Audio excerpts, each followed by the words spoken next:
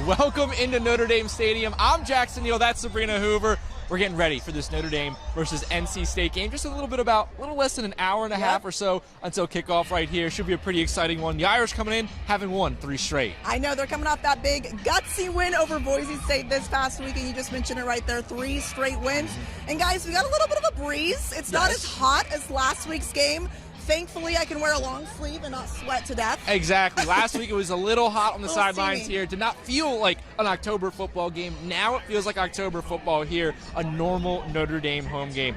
Quick thing before we get started, we'll mention it at the end as well. Right. This game is available only on Peacock. You cannot watch it on WNDU today. Out of our control, but you can watch it on Peacock. Go to our website, WNDU.com, to find details on how to sign up for that.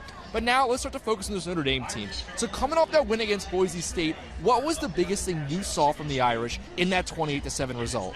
Well, I think the biggest thing that we talked about weeks on weeks was this defense struggling. That's the number one thing that really wasn't a talkative point in that game against Boise State. Maybe both teams kind of started off slow, but you talk about the turnovers. I mean, Leonard Moore had one. Luke Talich had one as well, especially Tay Johnson as well. So to have guys like that kind of step up in times of need to show that this defense can win games, I think was huge in my eyes, especially knowing that was the biggest, question mark going into that game. It really was for me. I mean, seeing that defense perform as they did. Maddox Matson, a quarterback, 5'10". They list him as maybe 5'9", but he was a smaller guy behind that offensive line that was pretty good. But against the Notre Dame defensive line, with the type of talent the Irish have, they really look like the type of talent they have up front. So far this season, we've seen times where they've struggled to get to the quarterback, put pressure on the QB that's allowed other QBs to kind of get time and throw downfield. In last week's game, Matson was running always. Every single time he had to throw the football, he was on bootlegs, he was on design runs, things like that. Could never just set his feet and throw. That was the biggest thing that stood out for me after that game. Now coming to NC State, it's an ACC opponent. They're coming in 4-2. What have you seen from NC State so far this season? Yeah, definitely. I think we talked about it in our game day show with the battle of the CJs, right? They have a quarterback, CJ Bailey. I mean, he's 6'6", huge guy. I know he had 3 picks in that game against Duke a few weeks ago, but they just came off a dominant win against Campbell. I know this team is going to, find points offensively. That's the biggest thing. Also, our guy, Hollywood Smothers. The running back for NC State, the best name in college football, by the way. It has to be the best name in college football. Best name in college football. So to see that, they have 2 big key playmakers. And I know their defense has had some struggles. I think some injuries on the defensive line, of course. So I think the biggest thing going into this game is, they're coming here against a Notre Dame team that does put up a lot of points offensively, but it seems like their offense can get going as well. Exactly. I mean, you mentioned CJ Bailey, Hollywood Smothers. Both these guys enter this week top 5 in the country in passing yards, in rushing yards. It's an explosive offense. They have a lot of options. Bailey likes to spread it around to a ton of different receivers. His tight end is his favorite target, so keep an eye out for that. NC State's 4-2. They've had a couple bad losses, but they did beat Virginia earlier in the season. They did, a Virginia team that's now nationally ranked in the top 20. So we've seen this Wolfpack be dangerous at times. Still, Notre Dame enters this game as a heavy favorite, according to some. What do you think Notre Dame needs to do against NC State today? Well, I think the biggest thing we saw in that Boise State game was all the penalties. I think that's the one thing that this team needs to clean up going up against NC State.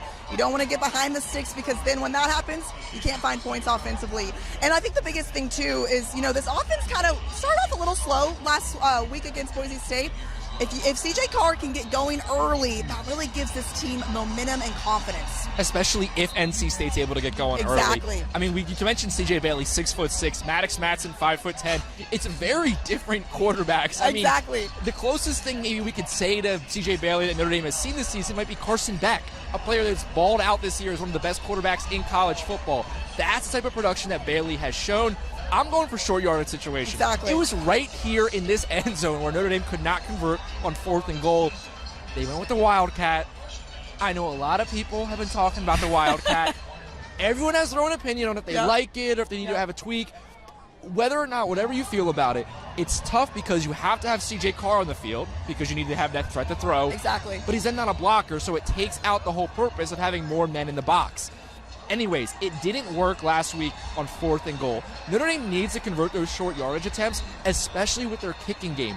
We heard that Noah Burnett, he should be good to go. Exactly. But he's been dealing with injuries. We're not sure exactly how well he's going to be able to kick or how far.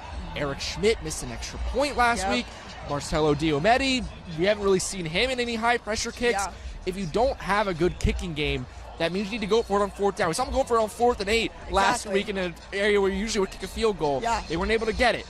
Convert on those short yardage situations. Don't rely on your special teams, because I don't know if they have the kicking game in order to get it done. And I think another big thing, too, to note is, this Notre Dame defense, they had a lot of turnovers last week. If they can continue doing that, we saw how much confidence that gave, especially just the Notre Dame offense, to know that not everything is on their shoulders, right?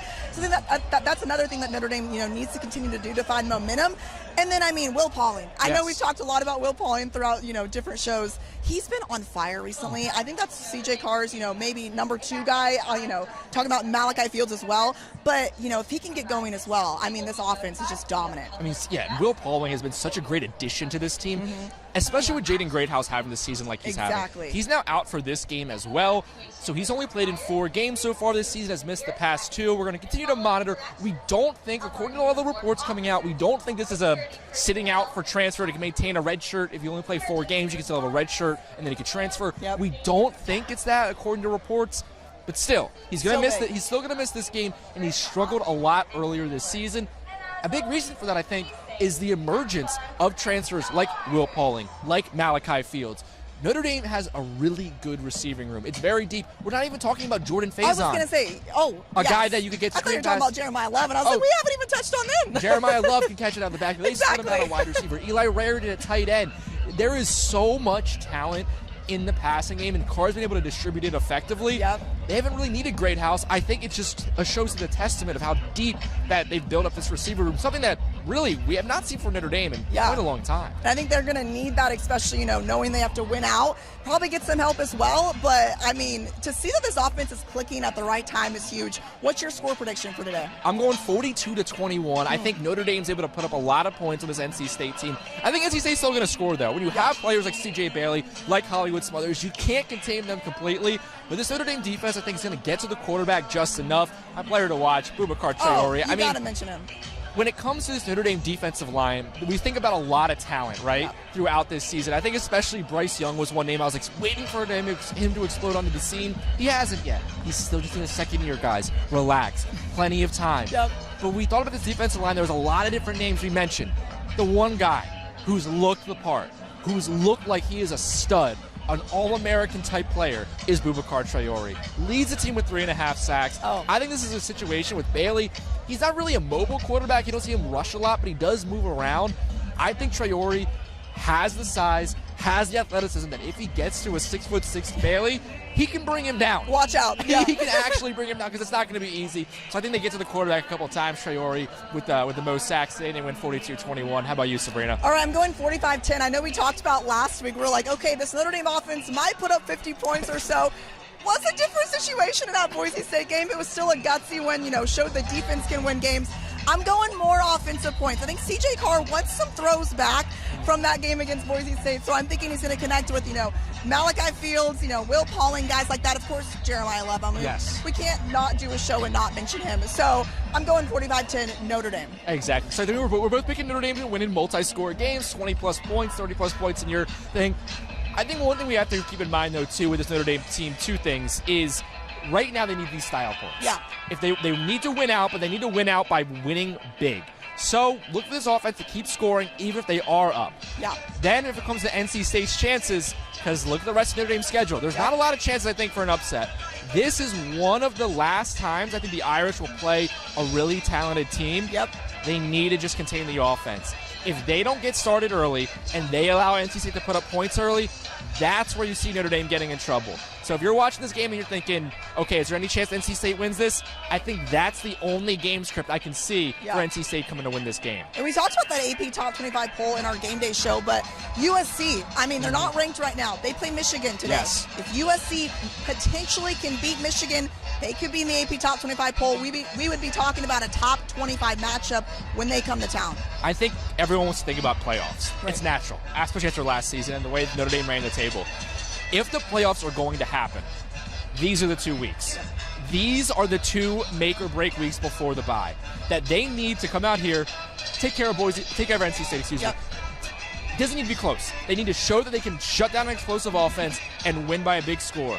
And you're right. They need USC to beat Michigan, and then they need to beat USC big at home, and hopefully USC is a ranked opponent. These are the last 2 weeks, I think, for Notre Dame to have a chance to get a statement win, and their last 2 chances, I think, to really have a chance to even really have a competitive game. I agree. Yeah, put the pieces together. I mean, again, we've seen little, spurts of this offense, showing progression. It's just consistency. That's Exactly. the biggest thing on both sides of the ball. I think our favorite quote from last week was from our guy Tom Noy over at the South Bend Tribune, where he said, the one thing you can count with those Notre Dame football team is that every week it's going to be something different. Something different. It was offense early, then it was how bad the defense was, Yep. and last week it was the offense not converting and the defense playing well. So I think what we learned from that, whatever we say, it's going to be something we don't expect. And penalties. I mean, to see that last game, I was like, where was this? Completely different. Yeah. All right, well, remember, final reminder, to watch this football game, you have to watch it exclusively on Peacock. It is not on WNDU.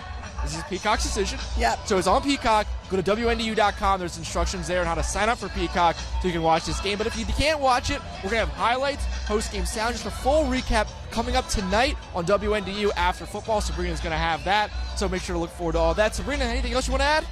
I feel great out here, and I'm not sweating. So nice to have some perfect fall weather. So nice for some fall football weather. This is how football is supposed to be played. Exactly. Well, thanks so much for watching. Remember to check out all the coverage on WNDU and to watch the game on Peacock.